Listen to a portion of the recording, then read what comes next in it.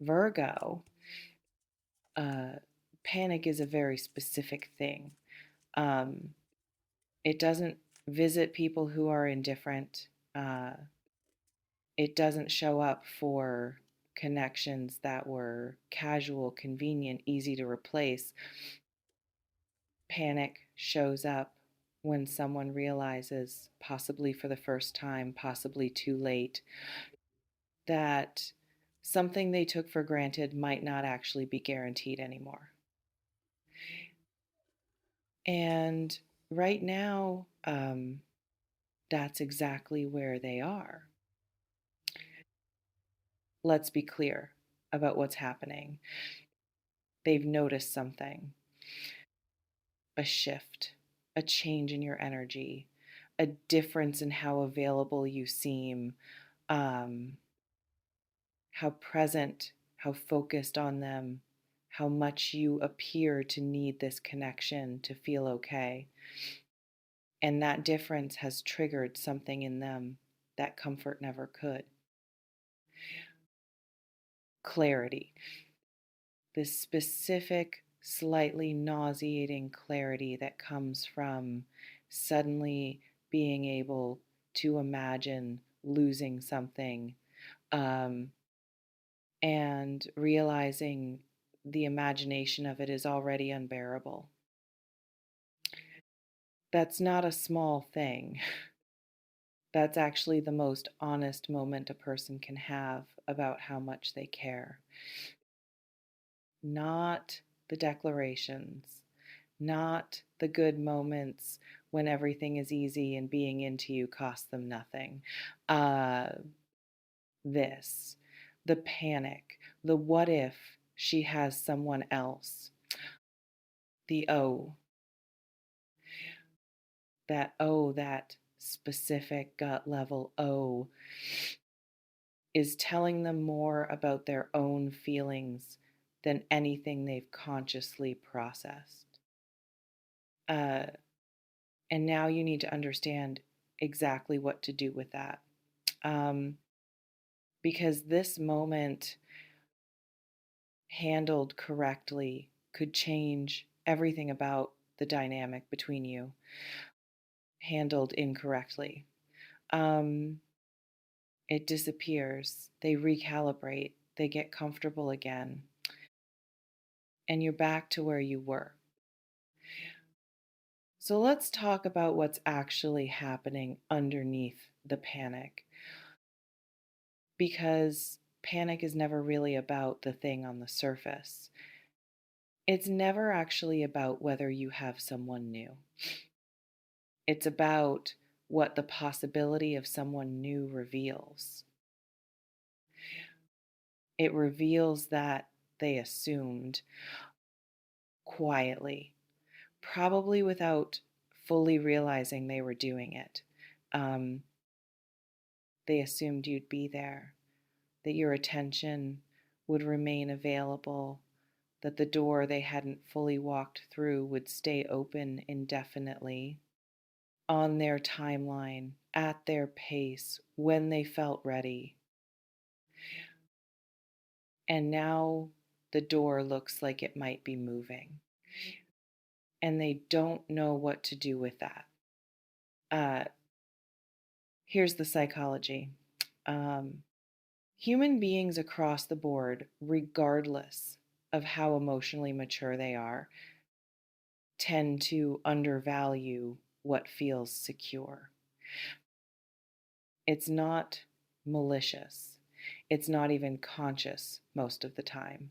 Um, it's just the way attention works. Um, we focus on what feels uncertain, what requires effort, what might slip away. And if you've been consistent, if your presence, your warmth, your availability has been a reliable constant in their landscape, um, that consistency paradoxically may have been working against you. Not because reliability is wrong, but because reliability without reciprocity trains people to stop noticing what they have until it looks like it might not be there anymore. Um, and then they notice everything, every text that came slightly slower than usual, every conversation that felt slightly less focused on them, every moment where your energy seemed directed somewhere or someone else. Um, they're running the footage back right now, um, looking for evidence, trying to build a case either way, hoping to find proof that it's nothing, and terrified of finding proof that it isn't. That's where they are um, right now, in real time. This reflection invites you to consider, did you do anything differently, consciously or not? Uh, did something shift in you recently? A decision, a realization, a quiet internal movement toward yourself that changed how you were showing up in this connection without you necessarily announcing it. Um, because sometimes the most powerful shifts are the ones we don't perform, the ones that just happen and land on the other person like a change in air pressure. They feel it before they understand it. Uh, Now let's talk about what not to do, because this is where most people give it back, where the momentum gets handed over unnecessarily. Right here, in this exact moment when the dynamic is finally shifting, uh, don't reassure them. Not yet. Not unprompted. Not in the form of suddenly being more available, more warm, more visibly focused on them in a way that communicates, don't worry, it's still just you. I'm still right here. Uh, because that reassurance, however kind it feels to offer, immediately resolves the tension that's currently doing important work. The tension is making them think, making them feel, making them reckon with something they've been avoiding reckoning with, um, dissolving it prematurely before they've done that reckoning just returns everyone to the previous configuration where they're comfortable and you're waiting. Don't do that. Uh, don't manufacture jealousy either. Um, don't post things designed to be seen. Don't mention people strategically. Don't construct a narrative of being in demand as a manipulation tactic, because manufactured jealousy is a short game. It works once, maybe twice, and then it trains someone to either call the bluff or disengage entirely. Um, and it also, importantly, requires you to be performing rather than living. And performing is exhausting. And exhaustion shows what's actually working right now, what's creating the panic. Isn't a strategy, it's a reality. The reality of someone who has genuinely redirected their energy toward their own life, who is actually less available, not performing unavailability, but actually having less to give because they've started investing in themselves. That reality is undefeatable because It can't be called a bluff. It just is. Uh, so the actual move, is to keep living. Keep investing in yourself. Keep letting your attention go toward the things that are genuinely building you, your work, your friendships, your creative life, your peace, your growth, not as a strategy to make them panic more, but because that's actually what your life deserves right now. The panic is a byproduct, not the goal, the byproduct. Uh, and staying focused on your actual life rather than on managing their reaction to it. That's what keeps the energy clean. That's what keeps you in your power rather than handing it back the moment they start to feel it. Now, let's talk about what might come next from them. Uh, because when someone is panicking about a potential loss, they tend to move in one of a few directions. And knowing which direction is likely helps you respond from clarity rather than react from surprise. The first direction they reach out, uh, directly or indirectly, a text that's slightly warmer than usual, a check in that didn't exist in the previous pattern, an attempt to reestablish contact in a way that says I'm still here without explicitly saying it. This reach is real. But it's also at this stage um, still primarily about their comfort rather than your needs. Receive it, don't chase it. Let it arrive fully before you respond. And when you respond as the person you've been becoming, not as the person they got comfortable with before.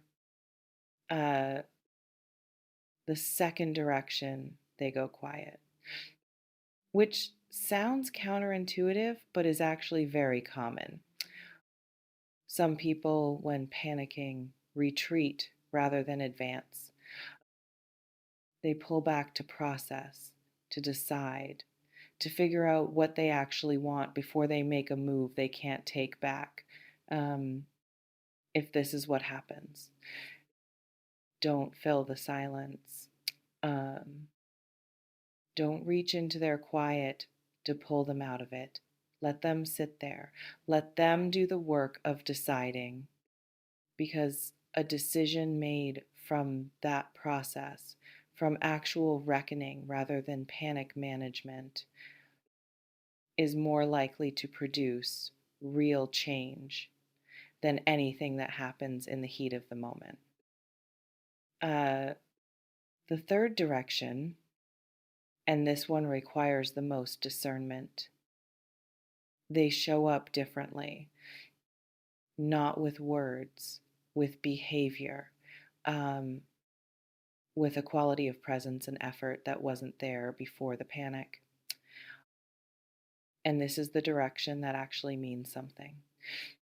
Not the reach and not the quiet, but the changed behavior sustained over time in the ordinary moments when there's no immediate threat of loss motivating it.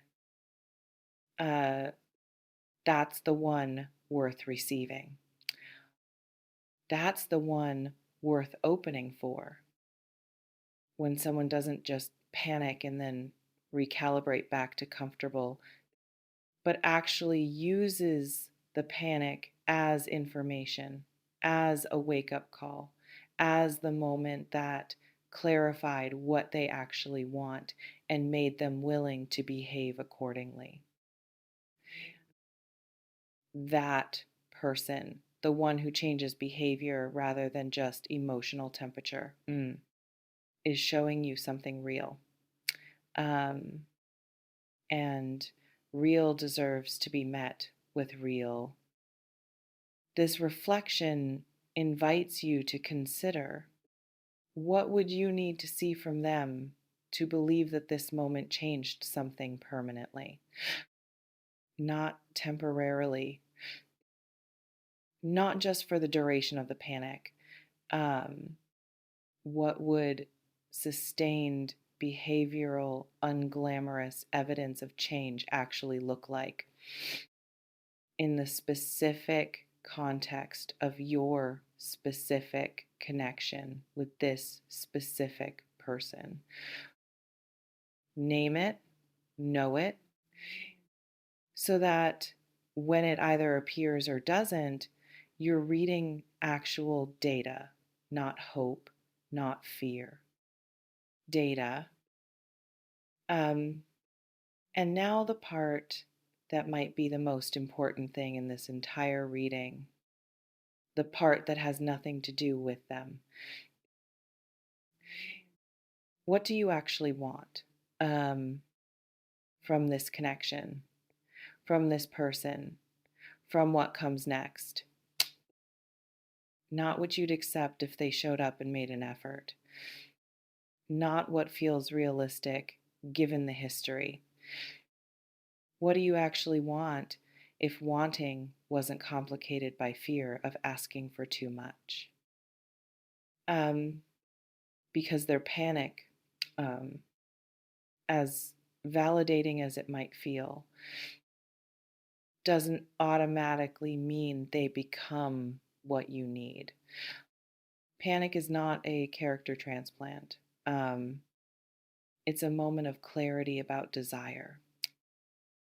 And desire without the willingness to change behavior to honor it is just feeling. And feeling without action doesn't build anything. So, yes, they're panicking. Yes, that means something real about how much they care. Um, and also, you get to decide whether caring is enough, whether the caring has been accompanied by the kind of showing up that actually makes a relationship real, um, whether the panic produces change or just produces a temporarily warmer version of the same dynamic that brought you here. You get to decide that. Not them. You. And deciding from your center, from what you actually want, what you actually deserve, what you're actually willing to accept, rather than from the relief of being wanted. Again, that's the move.